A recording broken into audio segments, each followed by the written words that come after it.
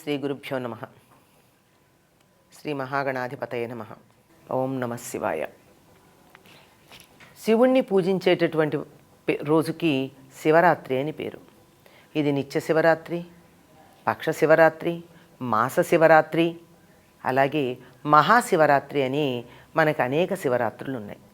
మాఘకృష్ణ చతుర్దశి నాడు వచ్చేటటువంటి దాన్ని మనం మహాశివరాత్రి అంటాం. ప్రతి నెలలోనూ కృష్ణ చతుర్దశి నాడు వచ్చేటటువంటి దాన్ని శివరాత్రి అంటాం. అలాగే ప్రతిరోజు సాయంకాలం వేళ ప్రదోష సమయంలో ఉండేటటువంటిది కూడా శివార్చనకి తగినటువంటి సమయమే. ఈ ప్రతిరోజు సాయంకాలం ప్రదోష వేళ పూజ చేసేటటువంటి వాళ్ళు నిత్య శివరాత్రి చేసినట్టే.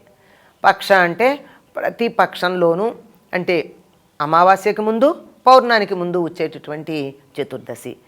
ఎందుకు వీటికి ఇలా చెప్తున్నారు అంటే, సంధ్యా సమయంలో శివుడు ప్రతిరోజు కూడా తాండవం చేస్తాడట. అలా తాండవం చేసేటటువంటి సందర్భంలో అంతరిక్షంలో ఆయన నిలబడి తాండవం చేస్తుంటే నటరాజుగా కింద ఒక వేదిక ఉండాలి కదా, ఆ వేదికగా నందీశ్వరుడు మారాడు అంటారు.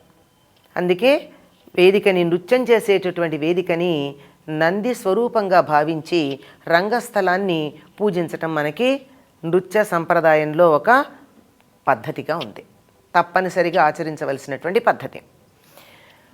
అలా అయినప్పుడు సమస్తమైనటువంటి దేవతలు ఆ నృత్యం చూడడానికి అక్కడికి విచ్చేసి ఉంటారట. ఆ సమయంలో గనక శివుణ్ణి అర్చించినట్టయితే శివుడి దగ్గర అందరు దేవతలు చేరుంటారు. ఒక్క శివుడికి పూజ చేసినట్టయితే అందరు దేవతల్ని ఒక్కసారిగా పూజించినటువంటి సత్ఫలితం కలుగుతుంది.